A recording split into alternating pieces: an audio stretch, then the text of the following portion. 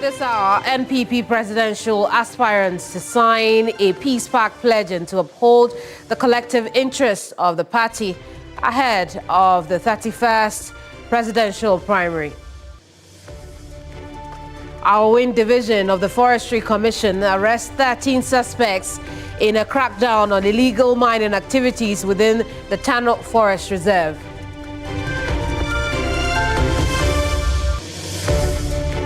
Also this hour, pressure group Arise Ghana steps up protests in demand for the extradition of embattled former Finance Minister Ken Ofori-Atta.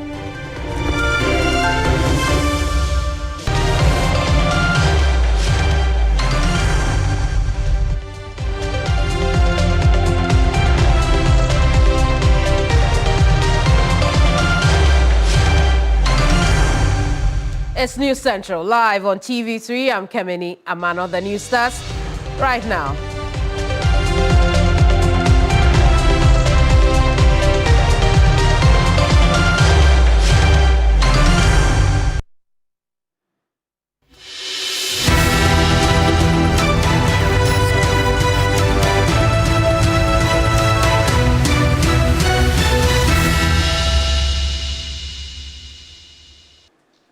We are your election command center.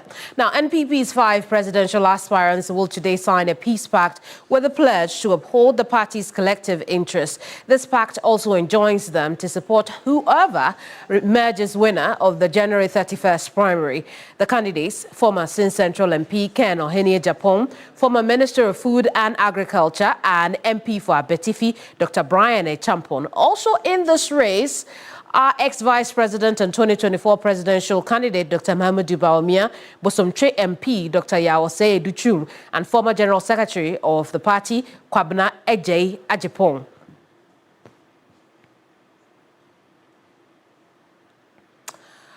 Our George Queenan is following this story closely. He joins us with a bit more on this story. George, good afternoon to you. Who are some of the dignitaries you have seen so far? Thanks so much for having me. So we're coming to you live from Alisa Hotel, and this is where the Peace Pact meeting is taking place. It's actually started. The arrival of the former President, Nana Akufo-Addo, made the meeting start now. And the former Vice President is also here, who's also one of the aspirants, Dr. Mahamudu Bawumia. And all the 5 aspirants, I should say, here we have big wish the party, former MPs, former ministers are all here. So it should tell you that it's a great meeting, and hopefully this very pact will ensure that this very intended primaries is devoid of any mayhem. I see. But let's talk about the day itself. How is it shaping up? What's the importance of the pact as far as those you've spoken to are concerned? So I managed to speak to some of the grassroots people here, and one thing they've been saying is that the party needs some sort of unity and cohesion, and it's something that they've been lacking for the past years now. And so if they want to really win the upcoming elections, which is in 2028, what they need is cohesion. And at the end of the day, policies of insult should be a thing of the past, because if you insult an aspirant and that aspirant wins, are you going to support the person eventually? So all these policies of insult should be avoided, so that at the end of the day, they can only rally behind the person who emerges as a victor. But I didn't tell you this. So former President Johnny Akufo was expected to be here, but we are told that he's not feeling too well, so he couldn't make it. And that was announced before the MC spoke. So he is missing in action. But those that are really matter in this very party are here, Kemini. George, we'll end it here for now. And perhaps before we go, when will the pact signing actually take place? What are you picking up? It just started. The arrival of the former president, triggered the commencement of this very meeting. But there are some people that are supposed to make addresses. Hopefully, the aspirants will make some few addresses, and some notable persons as well. So, what are these addresses? That's exactly when the MOU will be signed. All these aspirants will be signing this MOU so that they would ensure that that very peace they are requiring in this Saturday elections will come to fruition. Very well, we'll end it here. Thank you so much for talking to us. George Queenan is our correspondent covering the pact signing event of the NPP. Remember that all 5 presidential aspirants are expected to sign this. It is the beginning of a mop-up exercise of sort post the January 31st primary. It will ensure and joining all of them to support the eventual winner of the January 31st primary. It would also ensure that the base of the party, supporters of these candidates, do not fall off the bandwagon of what is the most important thing, the NPP.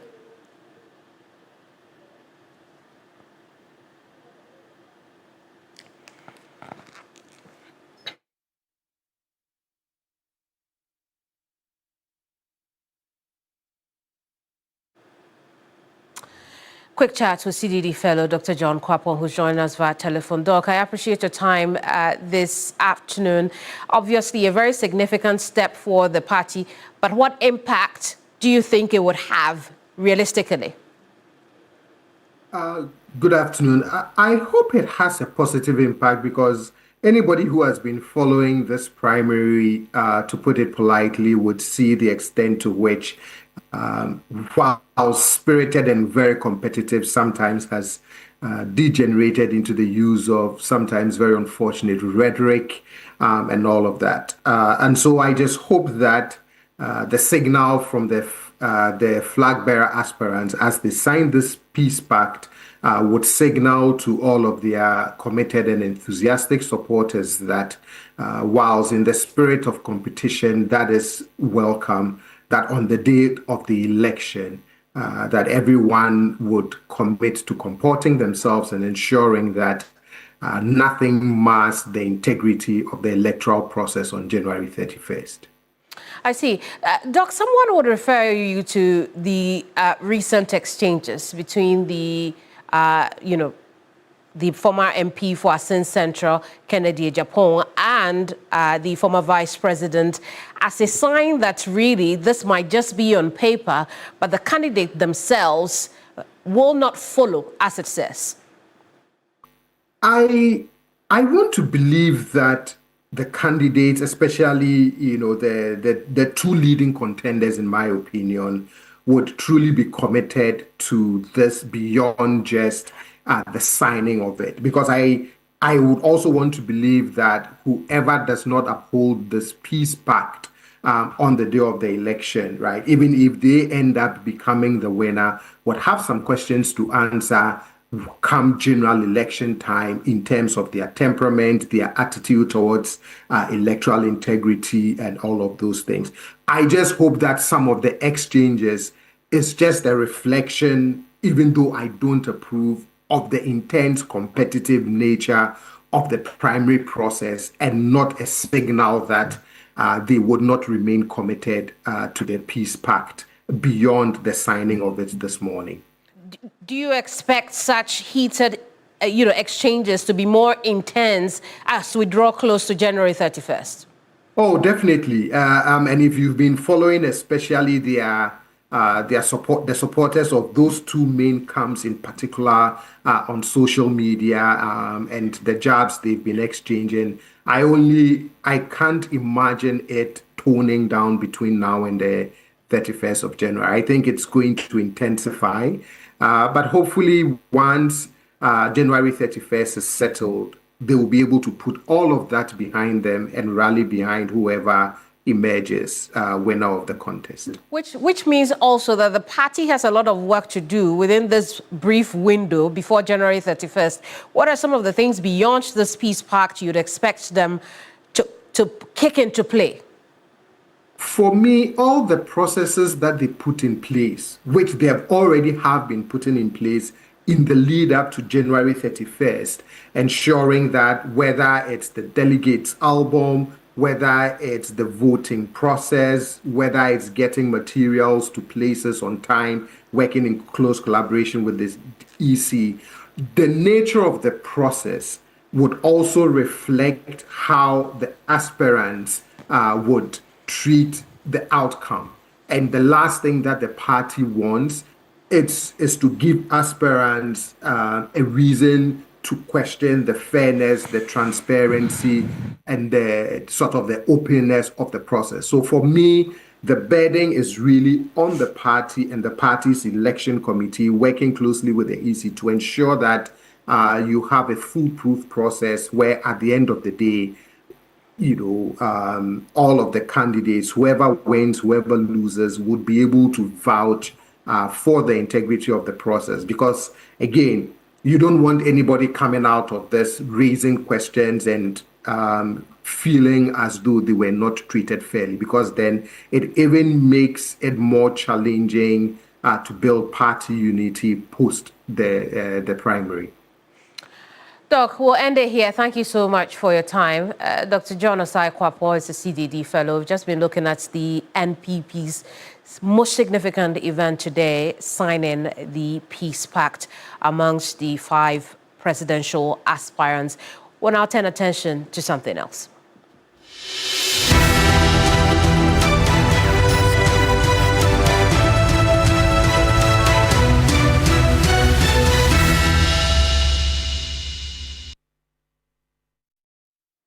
It's day 3 of the Arise Ghana protest at the U.S. Embassy here in Accra.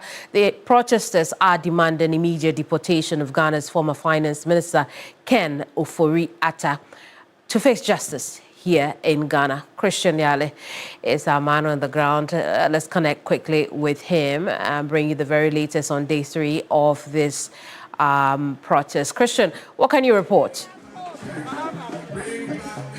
Kamini, so for about 30 minutes now, the Arise Ghana protesters have been marching around the U.S. Embassy, making that strong demand for the expeditious extradition of Ken Ofori-Atta back into the country. I know that on the very first day, it was a very calm one. Yesterday, the momentum began to build bigger and bigger, and today they have resorted to marching across the U.S. Embassy to register their demand, to make their demand known to the U.S. authorities here. And so that is the situation right here. But I want to quickly engage them to ask them to see, do you think that your protest is making the necessary impact? It's making an impact. International media are covering it. America know today Ken Ofori-Atta has to come back to Ghana.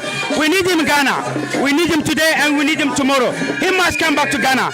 Ghanaians are demanding that Ken Ofori-Atta must come back to Ghana. And nothing else. And nothing else. That's the most important thing. Ghanaians are demanding we need Ken Ofori-Atta. And you can head the background, bring back Ken today and bring back Ken tomorrow. And so that is a demand that they continue to make. Let me engage you just briefly. Do you think that you're making or sending across the right signals to the U.S. authorities in this embassy? Absolutely, absolutely. We are sending the right signal because we are standing right in front of the U.S. embassy. And we know that whatever we are doing here, they are watching us 24 hours a day. Yes, so our signal is very high. We are catching all the attention. And I know the man on the seat over there in the U.S. is shaking him. All right, but Kamini, so what I know is that tomorrow, God willing, they are going to submit a petition to the authorities here. Salom Jamado is one of the lead conveners for this picket. Let me talk to you briefly. I understand that you are submitting a petition tomorrow. What are the details about that? Of course, yes, we made it clear through you to your viewers and listeners that our petitions are in twofold. We have the written petition and the verbal petition, or the oral one. We started that one on Tuesday. We are wrapping up the verbal petition today. Tomorrow we will formally submit our written petition to the U.S. authorities here in Ghana at the U.S. Embassy. We will be doing that tomorrow, which may be a wrap-up for the strategy 1. The strategy 2 will be rolled out very soon when the time is due and appropriate for the public, the general public to know. All right, thank you so much, Salom. But Kamini, let me quickly engage one of the conveners, Bernard Mona, who has been with them all through this protest over the past 3 days. What we know is that today they are wrapping up the oral or the verbal petition. Tomorrow there will be a written petition that will be submitted. Bernard, do you, per your own assessment, have you sent that message across that U.S. authorities should bring Ken Ofori-Atta back as a matter of urgency? There cannot be doubt that the message has been forcefully, strongly, and positively sent. The government of the United States from day one has been monitoring what is happening at their embassy in Accra. And all they hear is that whilst work at the embassy is going on, tongues of Ghanaians are here demanding that a man who was in the helm of affairs in this nation, who looted the resources of the nation, is needed to face justice. And that the United States should do everything possible to let the man come and account for his stewardship. We have made that message forcefully, and tomorrow we shall be compiling our petition and give a formal presentation to the American embassy to be forwarded to the United States of America. All right, so there you have it, Kemini. That is the message right across, breaking right now on TV3, that tomorrow the Arise Ghana protesters are going to submit a formal petition to the U.S. Embassy. Marion Gifty Yamba is one of the co-conveners. What is the message from tomorrow? What do you expect to be done? Tomorrow we'll be submitting our petition to the U.S. Representatives in Ghana here, and then we'll read it out to them and present it to them, because we've been here for some days, so we feel we should present it to them so they get to know officially why we have been gathered here all these days. But I see that there is someone wearing an NPP t-shirt. Are you an NPP member? Yes. Why are you protesting? Ken Ofori-Atta is from the NPP or served under the NPP? Are you not a Ghanaian? I am. Yes, I'm a Ghanaian. Because of Ken, this my man lose. Because of Ken, my man lose this election. So Ken must come to account. What is this? What is this? Please read it for me. What is it? It's not witch hunting. It's to come and account. That's all. That's all. Ken must come, please. So that is it. Now, even members of though I cannot confirm because I do not have his NPP card here. Yeah. Tomorrow. My name is Chama Obili. Obili, you can ask Jerry Ahmed. Ask him that, do you know Chama Obili from Wajakbawe? All right. Yeah. All right, thank you. So that is it. For today, one thing that has been significant has been the loud music by the band all throughout the day. So much of sweat. Kemini, I'll hand back to you in studios, but the protest continues. And what we know is that tomorrow they are going to submit that written petition to the U.S. Embassy here, and they hope that the necessary action will be taken. Back to you in studios, Kemini Amano. Well, Christian Yali, thank you so much for that report. He joined us from the American Embassy here in Accra.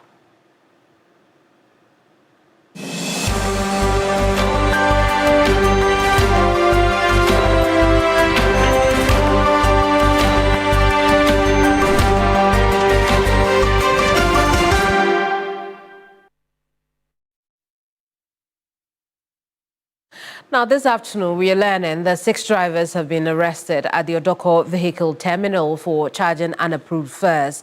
These drivers who ply the Sowutuo-Accra stretch were apprehended by the Special Task Force of the GPRTU as part of their enforcement to ensure transportation sanity. The GPRTU earlier this week deployed this task force on the streets to monitor and arrest drivers engaged in unlawful practices such as charging unapproved fares during peak hours, as Accra continues to grapple with traffic congestion and a shortage of vehicles amid complaints of vehicle shortages.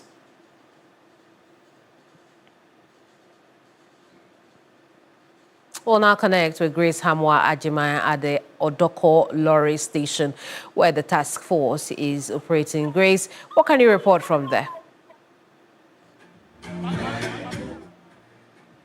In the last few weeks, Media General has been championing a campaign to find solutions to the transportation challenges that some cities in the country has been experiencing. Now, out of that is the establishment or the creation of the GPRTU task force to ensure that the many complaints that passengers give, including the charging of unapproved fees, as well as the short trips that these drivers do during peak hours, is prevented. Today, the task force is here at the Odoko Lorry Terminal, and they have arrested 6 drivers who are charging unapproved fees. These drivers move from Sotuom, they make a stop at Santa Maria, also make a stop at Kwashiman, make a stop at Odoko, make a stop at Kaneshi before they get to Accra. Ordinarily, without any short stops, they charge 6 cities from Sotuom to Accra. But because of these stops, they are taking in all 9 cities. So we have some of the drivers here who also make a case that, well, some other conditions have led to them doing these short stops or charging these unapproved fees. Let me engage some of them and we can hear from them. GPRTU task force for anapay and I almost say much say more short. Ye two more for some munjai. Aden and Amogusu Yama and GPRTU for no a task force nachim. Oh, okay. And your bonnet some passer will be summoned. And so I say Saturday and of course but one thing is say a personal car, a tube car. No be car, you know.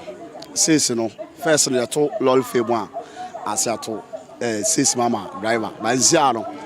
And two Lol February, I want to the system. Obeka says I was some atun. My car was so come because all your man, spare part of Yatun into my tomb. Yatel all first. Yatel all first. The car when I empty says my driver. And I the same and lunch channel.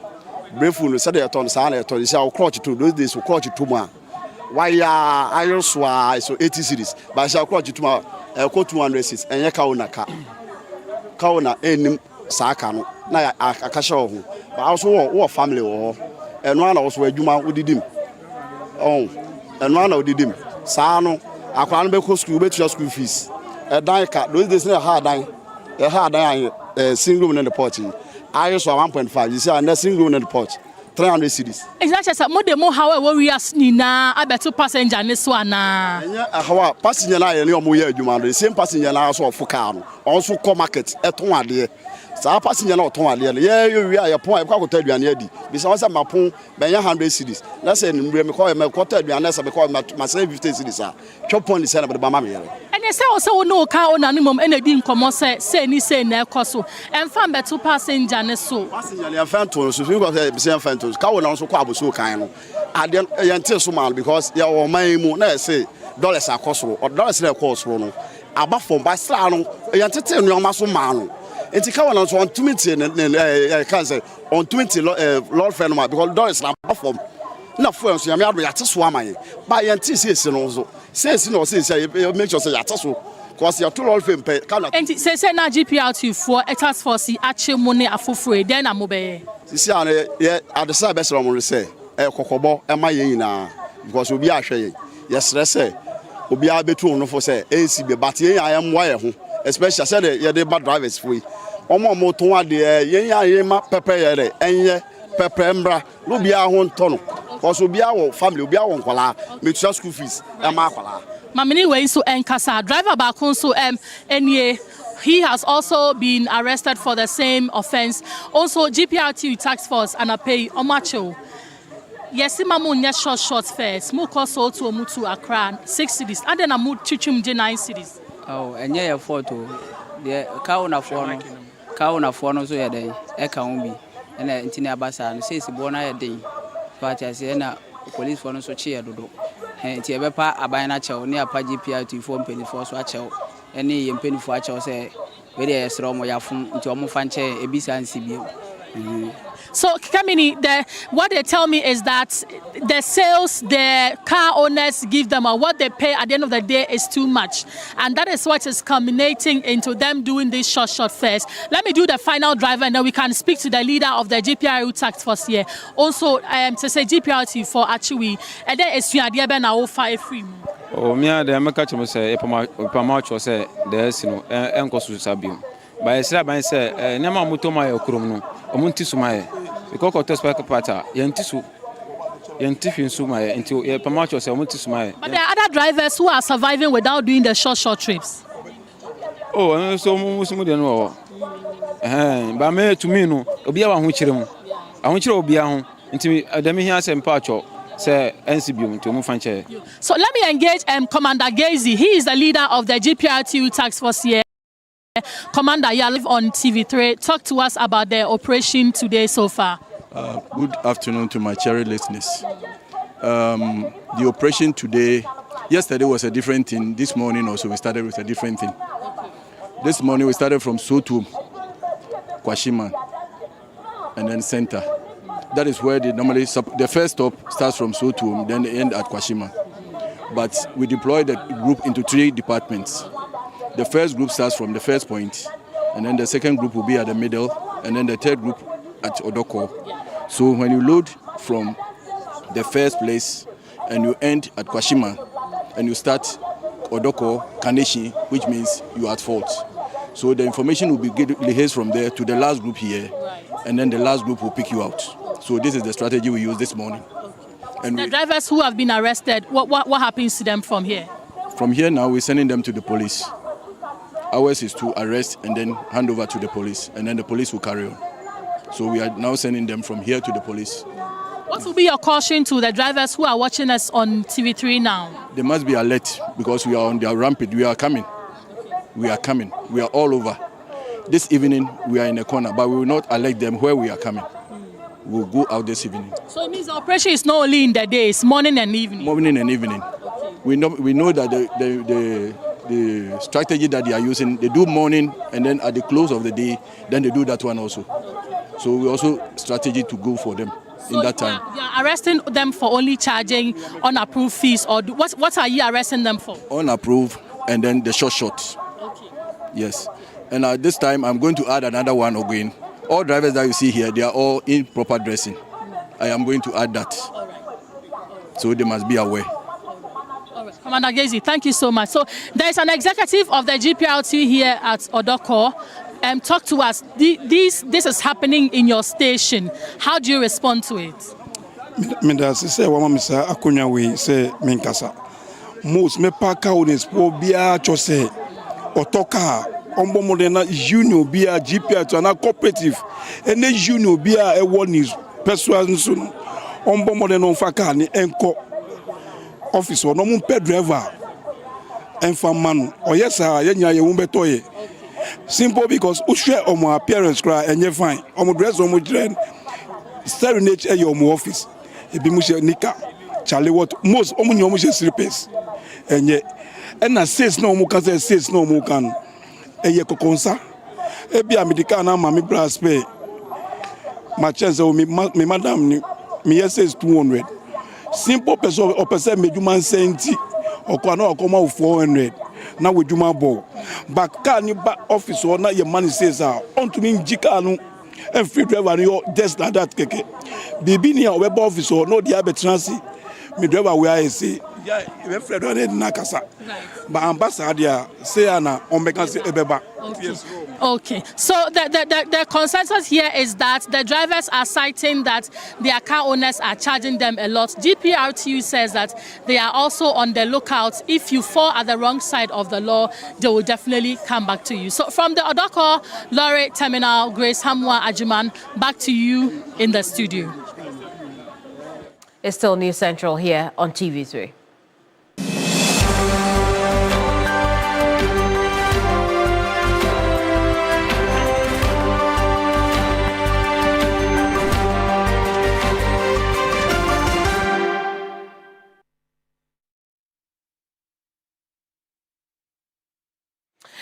Vice President Professor Nana Jane Opoku-Agyeman has encouraged the use of digital technology to solve problems and protect intellectual property. She was addressing staff of the Ministry of Communication when she called on them as part of her routine visits to ministries. Understand your rules, and I urge you to continue to do even more, because we are all working to ensure the success of our country. That's the prime responsibility. That the success of the country, as it goes through the success of the president, as it goes through the success of the ministers, the agencies, all of us, regardless where we are, we all want Ghana to be successful.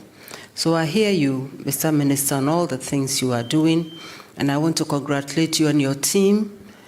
Congratulate those who are here, and I'm always very, very interested in those who are not here. I believe that if we were to see everyone, we would need a larger room. But we are working on behalf of others, and that is why we need to take our responsibilities as seriously as we can. So I want to congratulate all of you, to encourage you to do even more, and to assure you that we are there to support you, to ensure that Ghana succeeds. Part of the visit is also to break down and to establish probable familiarities. And again, as I've said elsewhere, if we meet after today, and I don't quite remember whether it was in education or health, just forgive me. And just know that, yes, we are all in this together to ensure that we are advancing our country, that we are leaving our country in a better shape than we found it. So I hear you on the review of legislation. That's very important. Wherever you go, you need to find out where are things and how can we advance things. So this is very important, and I want to assure you of support when the time comes. Dealing with all types of miscommunication is very, very important. Now we have different ways in which we can all become anonymous in how we are communicating, so people don't know who we are. We are virtual people. We are not. We are ordinary people, and we need to, hold ourselves in account to our own words and our own actions. That's very important, so that just to push out hate speech, racist comments. I don't know where we think, where that should lead us. Definitely cannot be leading us to the ultimate aim. And what is that? Just to ensure that there's peace in the country. We'll be right back with more news. Don't go away.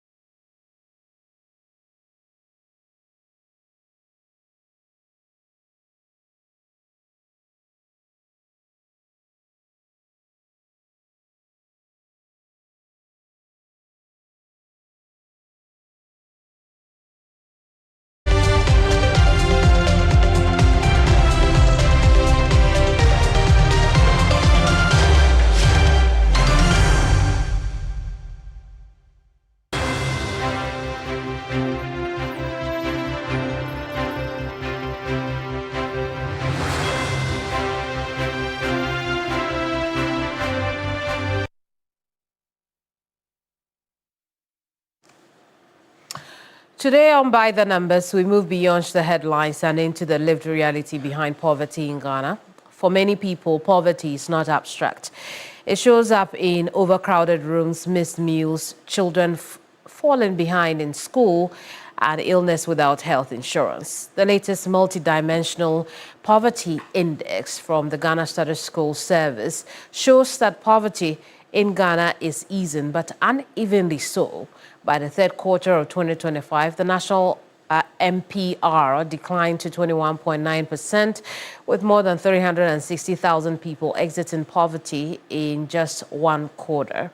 Yet rural communities, high poverty regions, and health-related deprivations continue to shape everyday life for millions. Let's hear now from the government statistician, Dr. Alhassan Idrisu. The incidence of multi-dimensional poverty means what proportion of the population is poor in multiple ways. In 2025 quarter one, the incidence was 23.9%. What does this mean? This means that 23.9% of the population were multidimensionally poor in quarter one of 2025. In 2025 quarter two, the incidence reduced to 23.1%. And in 2025 quarter three, it further declined to 21.9%. So this means that the incidence of multi-dimensional poverty declined from 23.9% in quarter one of 2025 to 21.9% in quarter three of 2025.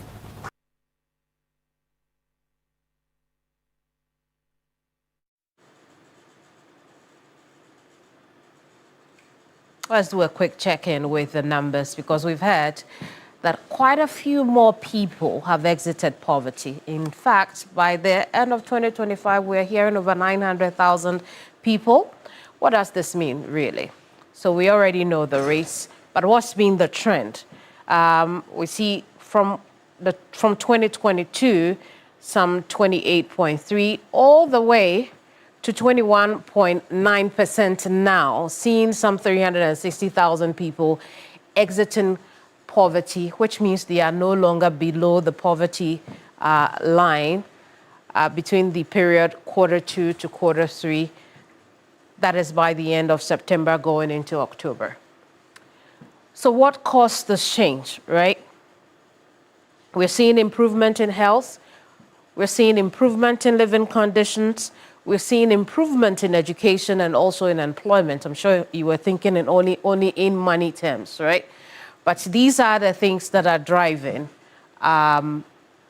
indicating whether or not you're doing well or you're doing bad, right? And so how healthy you are or how you're able to afford health care, your living conditions at this moment, and the likes, not just the income you make, will determine whether you fall below or above the poverty line. And what we're hearing is that many more people are above that line now. But how does this spread across the country? The number of people multidimensionally poor in this country, we see the Ashanti region beats the northern region to that. Some 1.25 million people in the Ashanti region are multidimensionally poor. The northern region follows with 1.1 million, followed by the central region, 720,000 people. It goes on and on. But check where Greater Accra region is, with 480,000 people somewhere in the center. The region with the least dimensionally poor people is the western region, with 370,000 people. It's still quite a high number, right? But when you compare with the Ashanti region, the northern region, the central region, that is definitely a fraction. Most importantly, where you live determines your chances of whether or not you are poor, or you become poor, or you live above the poverty line. And we know what happens in the rural area. So let's compare the rural-urban rates now. Look at quarter two of 2025. Red for rural, green for urban. And the difference is clear. 33.1% of rural dwellers multidimensionally poor, 15.3% of rural urban dwellers multidimensionally poor.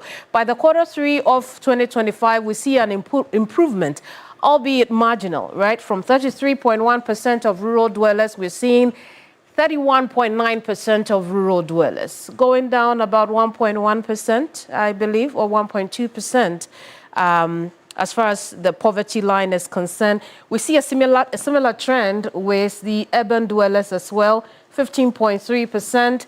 The quarter before, 14.2% in the third quarter of 2025. So now you tell me, where do you belong in that?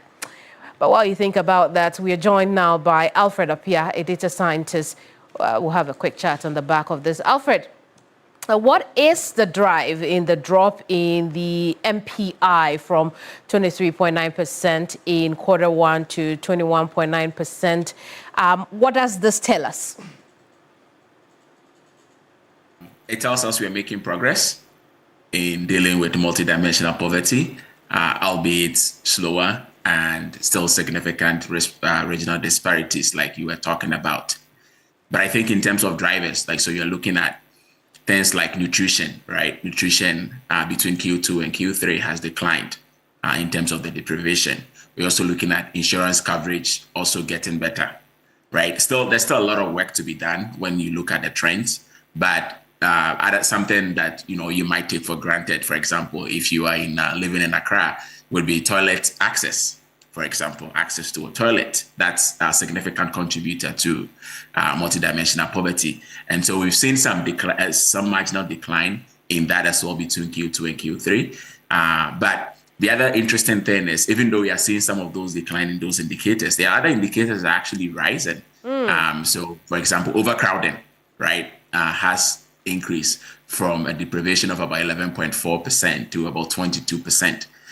In Q3 2025. So I think overall it's a good news story to see some of these things going down. And it's important that we are even having this conversation about poverty beyond income levels, right? And talking about all these different dimensions of poverty. Let's cram the numbers a little bit longer. Why is the national progress not evenly reflected across the country? I think you can point to a few things. So when you look at urban, more predominantly urban regions like Greater Accra, right? The main contribution to the MPI is in employment, which is reflecting urban labor market conditions, right? So we know that in the urban centers, there's unemployment issues, right? In the rural areas, there's still employment issues, but in the rural areas, you're also dealing with a lot of agriculture. And in agriculture, it's not really about when we are talking about employment, it's not really about the quality of employment in this case, it's whether you are employed or not, right? And so because of the agriculture influence in rural areas, you would find more employed people than when you're looking at the urban centers where unemployment even becomes a bigger issue. But then when you're looking at living conditions, so you're looking at access to toilets, you're looking at the type of cooking fuel that people are using, access to health insurance, then the story is almost opposite. So in the rural areas, those living conditions tend to be worse compared to when you're looking at Greater Accra. So it's almost like, when we are talking about employment, we have much better, relatively better story in the rural areas compared to the urban centers. But when we are talking about living conditions, it's the opposite. So that's why I think that's what is explaining some of those disparities, some of those regional disparities. But employment is only 1/4 of the weights of the items, right? So you still have health, you still have education, and you still have living conditions. Alfred, let's look at health, right? Which contributes about 40% to the entire MPI. What does it say then about the state or access, affordability of health in this country? Yeah, I think it means we need to improve the access, right? I think that, and I think this is important because, the government recently uncapped the NHIL, right? And that should help with some of that. But it also speaks to something about how we measure some of these outcomes, right? Because often we hear numbers thrown around about how many people are enrolled in NHIS and all of that. But we hardly hear about the population coverage, which is very important, right? So because we know our population is not static. And so at any point, our population is increasing. So if we just focus on like putting out that we have 17 million people or 15 million people enrolled in NHIS, well, what does that mean for the population in general? And so you see that in the rural areas too, there's issues with access to or enrollment in the NHIS, right? And that's what is also contributing to some of that. So health being so important, I think it definitely puts the spotlight on, essentially expanding access to the NHIS but other than, because in health, in this case, we are specifically measuring access to NHIS and then also nutrition. Well, on the flip side, employment contributes the least to MPI. Why is that the case? So that's why I'm saying that. So you have to look at the weight distribution, right? So there's 4 dimensions in the MPI. Health, and they're all equally weighted in terms of the broad dimensions. Employment is only a quarter of it. So definitely, when you're looking at all the others, right, employment weights relative to the others will be lower, right? But I think the employment is also telling a very interesting story, right? It's essentially reinforcing the importance of being employed. And it's also reinforcing the importance of the type of employment that people are in. Because there's a significant correlation between employment status and your living condition, right? And your health status and your health education access. So what we are seeing is that households where the head is unemployed, they tend to be more multidimensionally poor compared to the other types of households, right? And then even within those that are employed, when you look at those that are formally employed, so those that are in the public sector or they're in the formal private sector, they tend to have less multidimensional poverty compared to those that are in private informal employment. So that is telling us a story about the structure of the Ghanaian labor market. When you look at the structure of the Ghanaian labor market, it is dominated by people that are in what is called vulnerable employment, essentially those that are doing their own thing, right? So you look at our labor force and it's about over 60% of people are own account workers. They are just, think of your neighborhood watch seller or somebody that have people they are considered employed, but they basically are not making enough money to be able to make a living, right? So for policymakers, right, unemployment is important. It's an important thing to focus on, but it's also about the type of jobs that are being created. Right? So if you look, that's why. So when we talk about we've created this much jobs, we've created this many jobs. It's not a one-to-one thing, right? So creating a job doesn't mean you've created a sustainable employment, right? And so that's why it's also important that we are not just looking at how much jobs are being added in the economy, but the quality of that jobs. Because as this data tells us, that is heavily correlated with the type of, the level of multidimensional poverty that we see in households. Alfred, and just before we go, to what extent could this MPI, generally calculated, be misleading? And to what extent is it accurate? Well, I think, it's mostly fundamentally because of the weighting, it might be reflecting a lot of living conditions and accesses, right?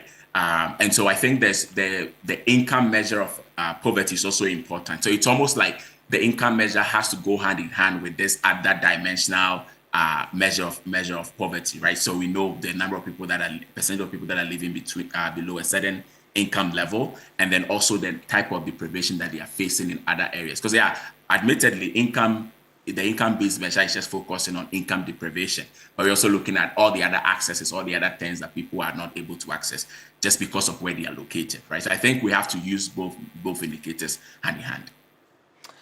Alfred, pleasure talking to you. Thanks for having me. That'll be all for By the Numbers.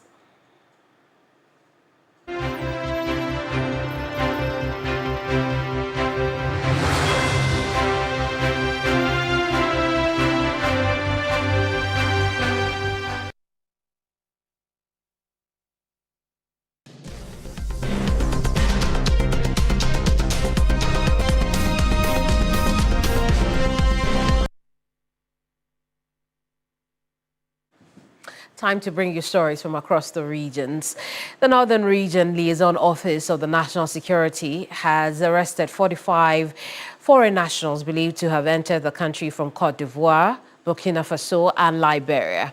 The suspects include 12 Ivorian nationals, 2 Liberian nationals, and 31 Burkina Faso nationals. Sustained intelligence by National Security reveals that these foreign nationals were engaged in QNet recruitment and trafficking activities within vulnerable peri-urban communities in Tamale. All the individuals are reported to have been lured into Ghana under false promises of employment, international travel opportunities, and business prospects linked to QNet schemes. The suspects have since been handed over to the Ghana Immigration Services for profiling.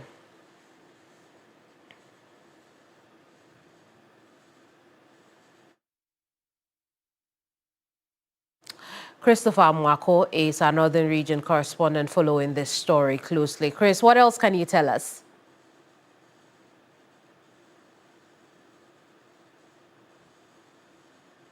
Well, we'll try again. Chris, if you can hear me, what else can you report on this story?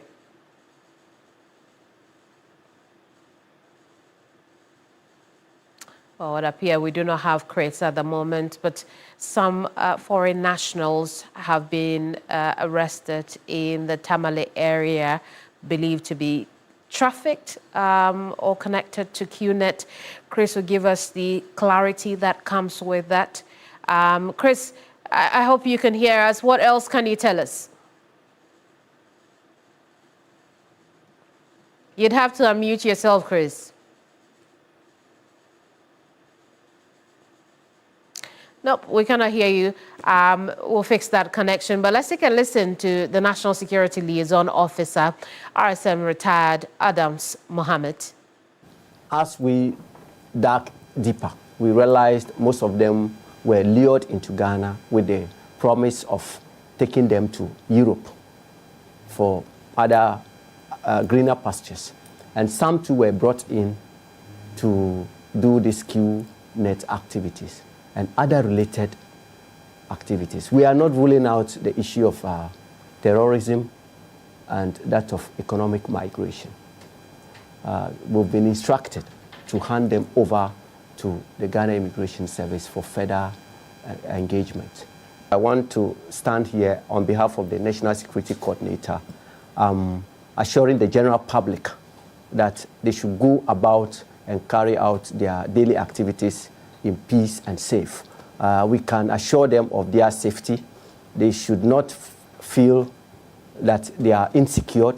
National security is on top of its job and is taking the fight to fish out each and every criminal within our society. I think the peace of our region and the peace of the country is a great supreme interest to us.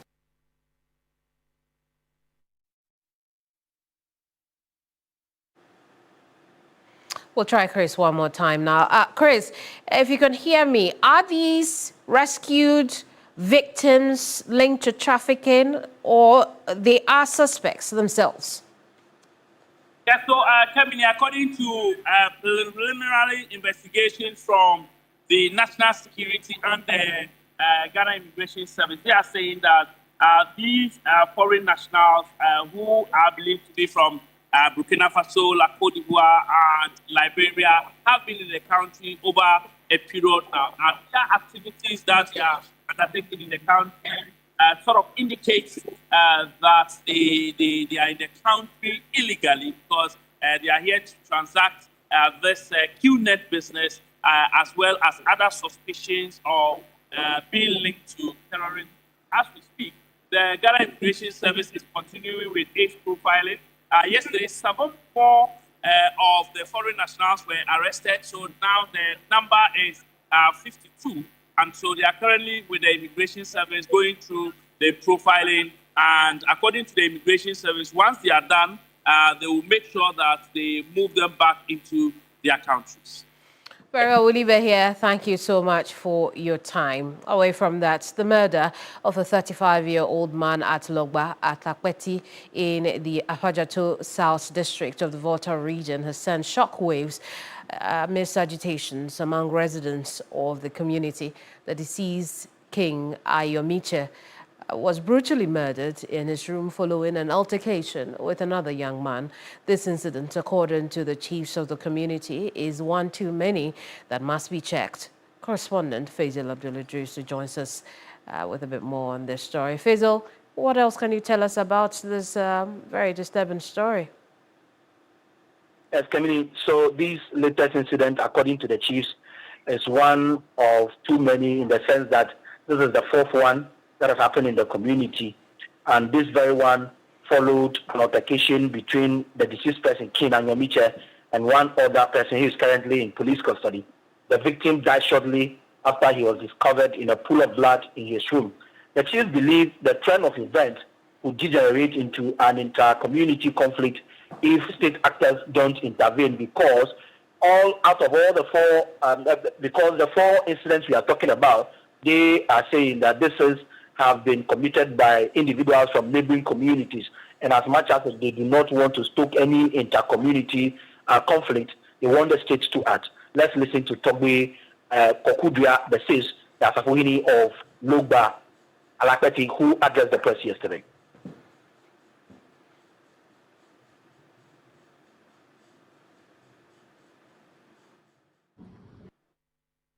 This is about a fourth of such incidents, and it is imperative that we sound the alarm. The previous incidents include the tragic murder of Akuma Kofi, a teacher trainee then in Ameku, that is the Amejope Teacher Training College. Kokache Tete Bogo, also known as Koku, Moti, and now the most recent King, Anyomiche. Faisal Abdul-Idris, thank you so much for the reporting. We'll end it here for now. Before we go, our own division of the Forestry Commission has arrested 13 people in a crack within the Boyne Tunnel Forest Reserve. The operation was initiated following an intelligence tip on mining activities in the Forest Reserve.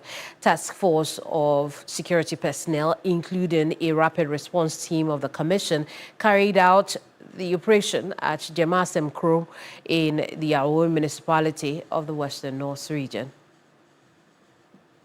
In illegal mining, using local artisans like chamfer and then pumping machine, and then dig and wash, using basically tools like shovels and pickaxes.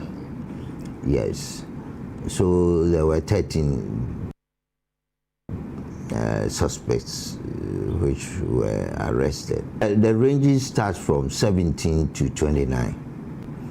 And then the area so far they have entered, it's close to about 0.4, 0.5 hectares.